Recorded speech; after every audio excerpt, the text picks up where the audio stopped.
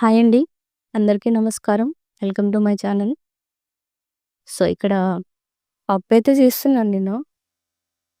సొరకాయ పప్పనమాట. సో, అప్పటికప్పుడు ఏం వండాలో తోచలేదు. సో, అలా వండుతూ వీడియో అయితే రికార్డ్ చేశాను నేను. సో, ముందుగా పెసరపప్పయితే బాగా కడిగేసాను 3 టైమ్స్. కొద్దిగా వాటర్ యాడ్ చేశాను.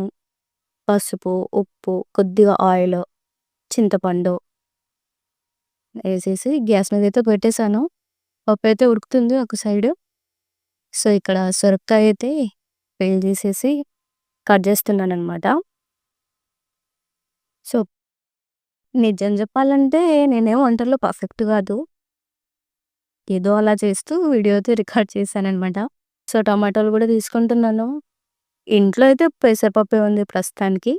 సో, నేనదే తీసుకున్నాననమాట. యాహ్! సొరకాయ ముక్కలు, టమాటా ముక్కలు కూడా తీసేసుకొని కడిగేసి నీట్‌గా ముక్కలుగా కట్ చేస్తున్నాననమాట.